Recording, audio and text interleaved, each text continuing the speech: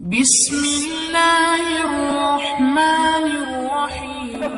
جب کوئی اپنے محبوب کو بلانے لگتا ہے وہ چاہتا ہے عالم کے عالم میں آ جائے۔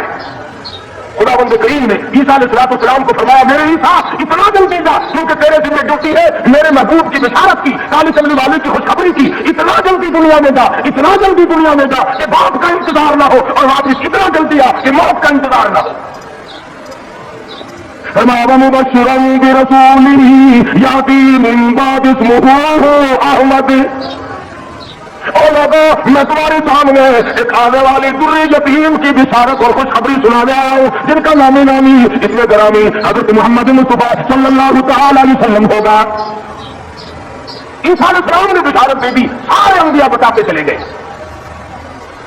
کوئی نبی علاقے کا تھا، کوئی نبی ایک شہر کا تھا، کوئی نبی ایک ملک کا تھا، کوئی نبی ایک زبان بولنے والوں کا تھا، کوئی نبی تحصیل کا تھا، کوئی نبی صوبے کا تھا، کوئی نبی کسی برادری کا تھا، کسی خاندان کا تھا۔ فرمایا جاؤ اب جو نبی آ رہا ہے وہ ساری کائنات کا نبی ہے،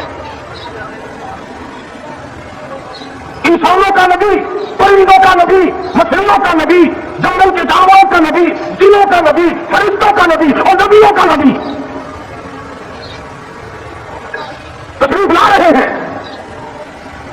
جہالت اور زیادہ بڑھی سرزمین عرب میں، کفر نے بوجھ آئی علی کہ ہر آدمی باہر ہو گیا۔ اور ایسے خاندان میں حضرت عبداللہ حضور کے والد ماجد ہے، سیرت کی کتابوں میں موجود ہے کہ ایک عورت کی حضرت عبداللہ کو نظر پڑی حضور کے والد پہ، تو دیکھ کے کہنے لگی مجھ سے شادی کرو۔ حضرت عبداللہ شرم سے مارے نظریں جھکا کر نکل گئے۔ کچھ دنوں کے بعد حضرت عبداللہ کو اس نے پھر دیکھا، کہنے لگی شاید تم نے یہ خیال کیا ہوگا کہ میں کوئی بداری عورت ہوں جو تمہیں شادی کے لیے کہتی تھی۔ اصل بات یہ نہ تھی، میں توریت کی حافظ ہوں، توریت میں آخر الزماں پیغمبر کے باپ کی جو میں نشانیاں پڑھتی تھی تیری پیشانی اس کی صداقت دیتی تھی۔ میری توریت میں آخر الزماں پیغمبر کے باپ کی جو نشانیاں ہیں تیری پیشانی ان کی گواہی دے رہی تھی۔ میں چاہتی تھی کہ آخر الزماں پیغمبر کی ماں ہونے کا شرف حاصل مجھے ہو جائے، اور آج تم وہ امانت کسی کے سپرد کر چکے ہو، اللہ تم سے شادی کے لیے تیار نہیں۔ خداوند کریم نے اللہ میں عالم الغیب بڑا ہے، بے نیاز بھی بڑا ہے۔ پتہ نہیں کراچی والے اللہ میاں کو بے نیاز مانتے ہیں یا نہیں، وہ تو بڑے استاد ہیں۔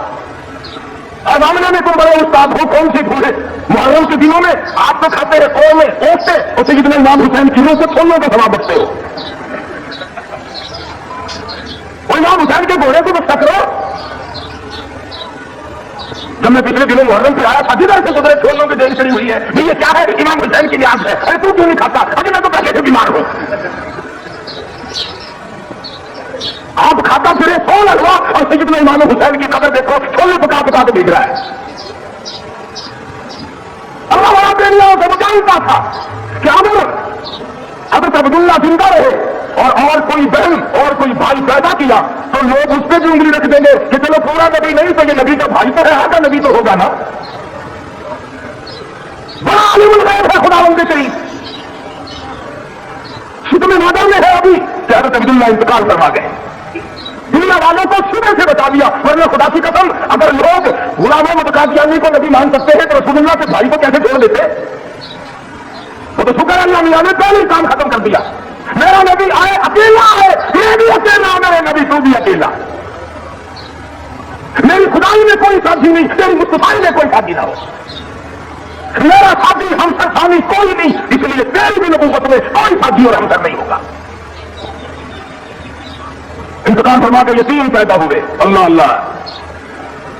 آج تو مر جائے تیرا بچہ یتیم ہو جائے سارا خاندان آنسو بہائے گا۔ خدا کی قسم امام الانبیاء شکم بادر میں یتیم ہو گئے،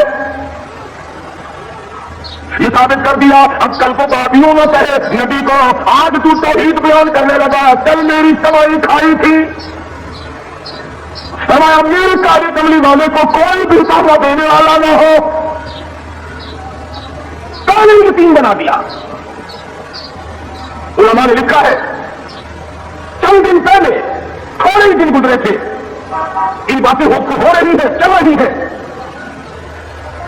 سیدہ آمنہ خاتون رضی اللہ تعالیٰ عنہ کے گھر میں حضور اکرم صلی اللہ علیہ وسلم اس ربیع الاول کے مہینے میں تحقیق علماء کی یہ ہے کہ 9 ربیع الاول کی یہ 11 ربیع الاول کی اس میں اختلاف ہے پیدائش میں اور وفات میں کسی کا اختلاف نہیں. جس دن سور ڈھول بجاتے ہو وہ تو میرے آقا کی وفات کا دن ہے. ولادت بھی علماء نے لکھا ہے کہ سیدہ آمنہ خاتون کے گھر میں اتنی غربت تھی, اتنا افلاس تھا کہ چراغ میں تیل بھی نہ تھا.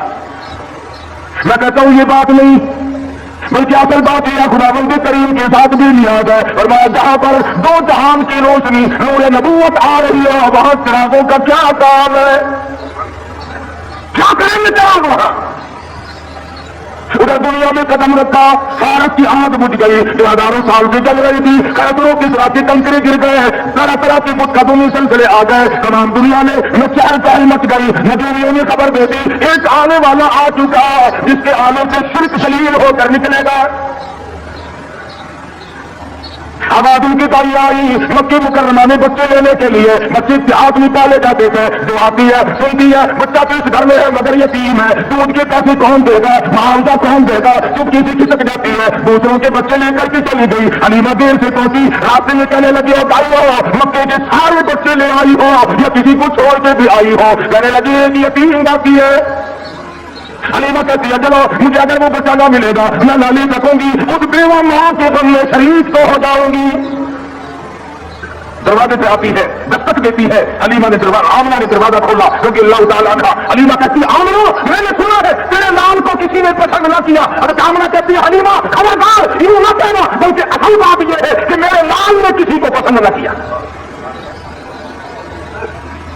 حلیمہ کہنے لگی چل زیارت تو کرا, تیرے یتیم کو بیچ کو لو. چادر اٹھائی, حسن کا لشکارا لگا. حلیمہ کی آنکھیں تو جا گئی, فکر پیدا ہوئی یتیم کے نام سے کائنات کی دولت آمنہ اپنے گھر میں لیے بیٹھی ہے. حلیمہ کہتی ہے آمنہ تیرا لال مجھے بہت اچھا لگا ہے. فرمانے لگی حلیمہ شامی عورت ہو کر عقل کی بات کر, محبت کی ٹریفک 2 طرفہ چلتی ہے, عاشق کی طرف سے بھی معشوق کی طرف سے بھی. اگر تیرے دل میں محبت ہے تو یہ بھی تو سوچ لے میرے لال نے بھی تجھے پسند کر لیا ہے.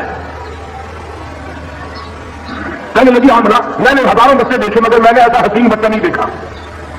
آمنہ کہنے لگی میں نے بھی دیکھے ہیں بڑے بڑے حسین مگر آج تک میری آنکھ نے بھی ایسا حسین بچہ نہیں دیکھا.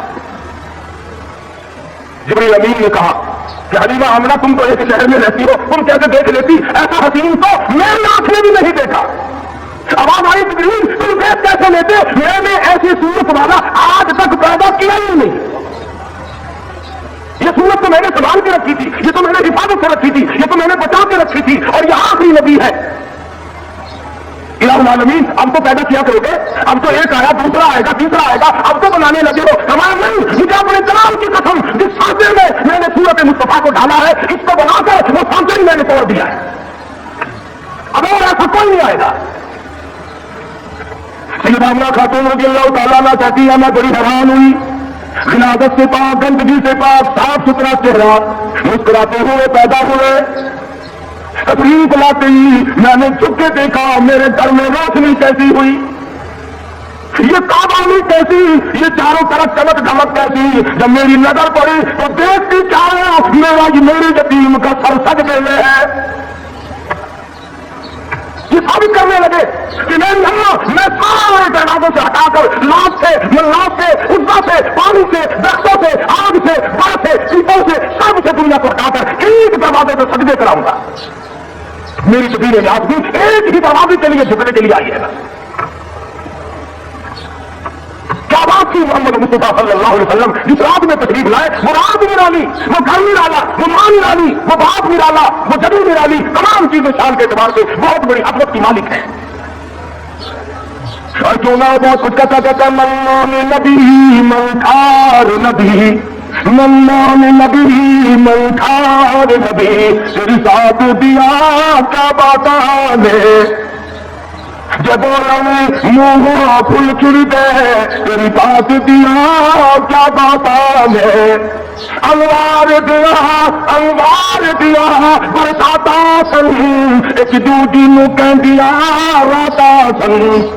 انوار دیا برساتا سہی ایک دوجے کہندیا راتا سہی جس رات دی تڑکے آتا ہے اس رات دیا کیا بتا ہمیں مراد نرالی مجھے نرالی کد کرم ہوئے سرکاراں دے کد کرم ہوئے سرکاراں دے رم چل گئے آگن آ رہا دے فتح اللہ والی سے جھوٹے ملاقات دیا کیا بات ہے محمد مصطفیٰ صلی اللہ تعالی علیہ وسلم کو حلیمہ جلدی جلدی لے کے نکلنا چاہتی ہے، نہ کمزور عورت ہو کوئی اور نہ نکلے، عاملہ کی نیت نہ پھر جائے، میں اس دولت کو جلدی لے کے نکلوں۔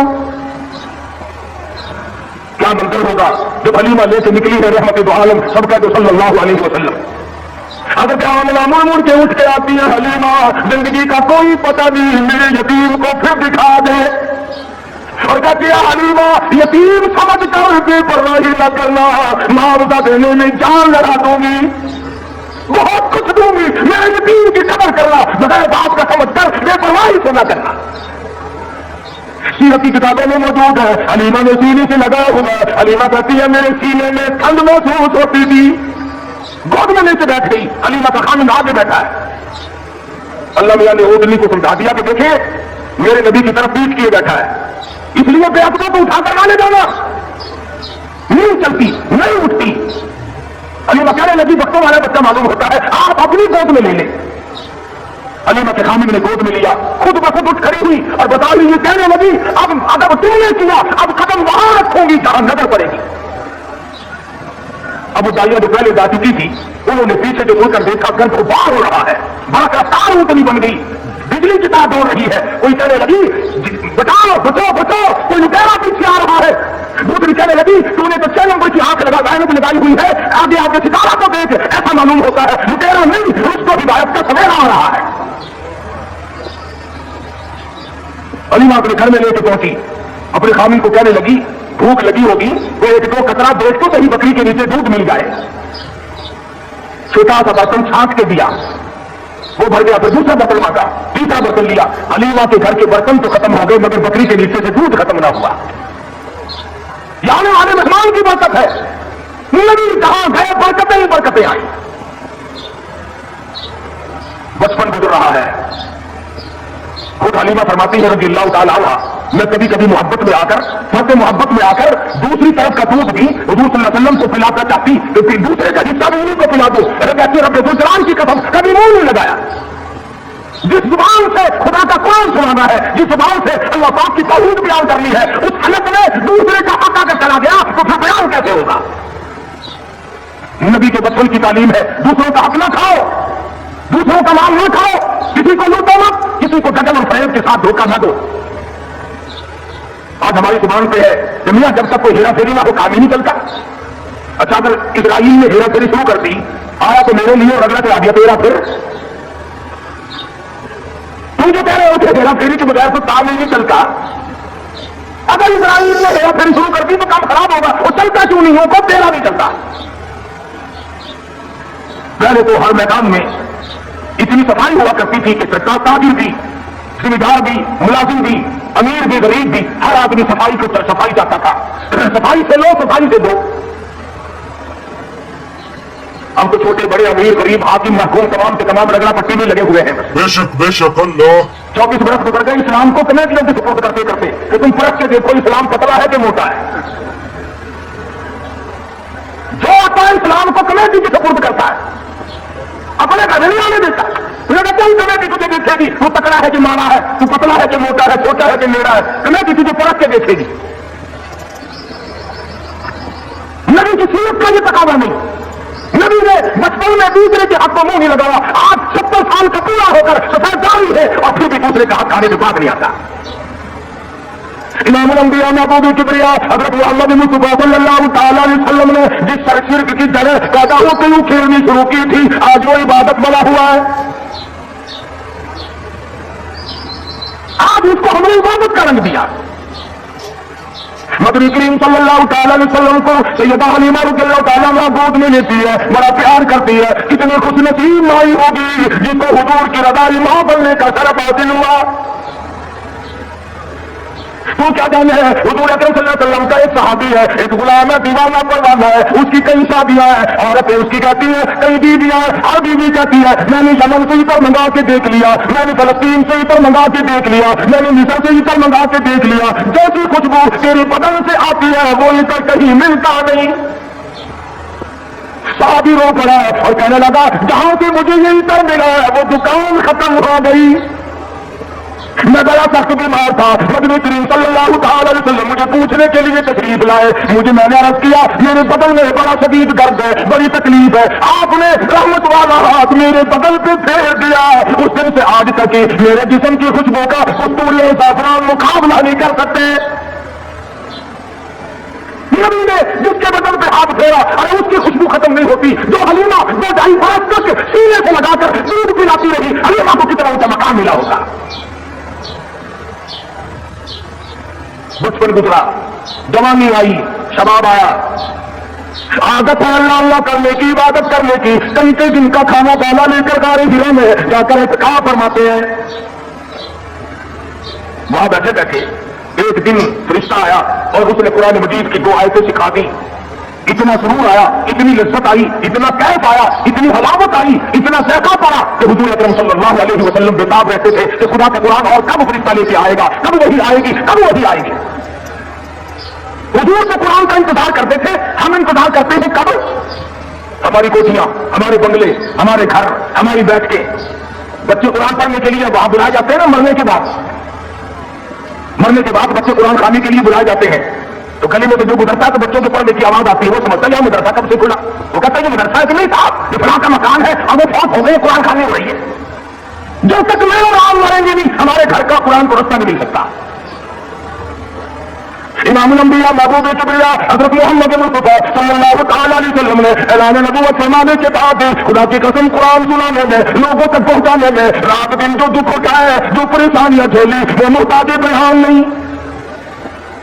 سیرت کی کتابیں اٹھا کر کے دیکھو، حدیث پاک کی کتابیں اٹھا کر کے دیکھو، ارشاد فرمایا جتنا اللہ کی راہ میں مجھے ستایا گیا اتنا کسی کو نہیں ستایا گیا. سارا مکہ گواہ ہے، کوئی گلی ایسی نہیں، کوئی چوک ایسا نہیں، کوئی بازار ایسا نہیں جہاں پر مدنی کریم صلی اللہ علیہ وسلم کو پتھر نہ مارے گئے ہو. خود ارشاد فرماتے ہیں غیر تو غیر رہے، بگانے تو بگانے رہے. سگے چچا کا یہ حال ہے، ابو لہب کا یہ حال ہے، سر سے پاؤں تک جسم کا کوئی حصہ ایسا نہیں جہاں پہ سگے چچے کے ہاتھ کا پتھر نہ لگا ہو. آج امتی کہتا ہے نہ کوئی برا مانے، نہ کوئی ناراض ہو، اور بس تمام کام یوں ہی ادا ہو جائیں. اس طریقے سے کیسے ادا ہوتے ہیں؟ اللہ کا قرآن بھی آ جائے، نبی کی سنت بھی ادا ہو جائے، فرائض و واجبات بھی ادا ہو جائے، تمام چیزیں ادا ہو جائے، اور قوم بھی اور مخلوق بھی اور امیر بھی اور غریب بھی سارے راضی ہو جائے.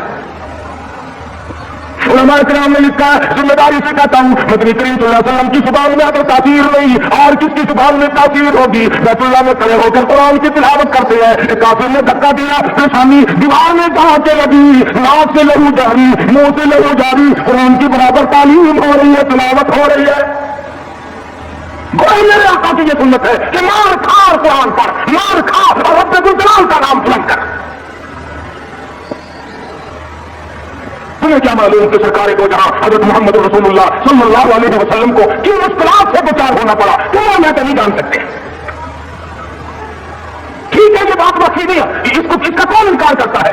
امام الانبیاء کا حسن، آپ کا جلال، آپ کا جو خداوند کریم نے صورت بخشی تھی وہ سارے جہان سے نرالی تھی. اور یہ بھی تو دیکھ کہ اس حسن پہ، اس چہرے پہ لوگوں نے پتھر مار مار کر اس کو زخمی کیوں کیا ہے؟ وہ کیا بیکار ہے؟ وہ کون سی بات تھی جس پر اپنا نے مارا، پرایوں میں مارا، دن میں مارا، رات کو مارا، ہمارا شام مارا، اور حالت یہ ہوئی خود شہنشاہ کائنات نے درختوں کی پتی چبا کر گزارے فرمائے. صحابہ اکرام رضوان اللہ تعالیٰ عنہ اجمعین نے حضرت جابر بن عبداللہ رضی اللہ تعالیٰ عنہ فرماتے ہیں ایک وقت میں 8 دن تک ہمیں کھانا دعوت دیکھنا بھی نصیب نہیں ہوا. آج بھی سرکار نے بھی، صحابہ نے بھی، صحابیات نے بھی درختوں کے پتے چبا کر خدا نے فرمائے، اور انہوں نے پتے چبا کر خدا کا قرآن پڑھا. آج تو مکھن کھا کر قرآن نہیں پڑھتا. بیماری میں پھنسا ہوا ہے، ضلالت کی، گمراہی کی، اور خدا کے نور کو تیرے دل میں ٹھکانا نہیں ملتا. میرے دماغ میں خدا کے نور کو جگہ نہیں ملتی، اللہ کے قرآن کو جگہ نہیں ملتی. بس نشے میں پھرتے ہیں کئی لوگ، تو میں چودھری ہوں، میں شیخ ہوں، میں فلاں افسر ہوں، میں فلاں زمیندار ہوں، میری پیری بڑی چمکی ہوئی ہے. ارے ایسا کچھ بھی نہیں.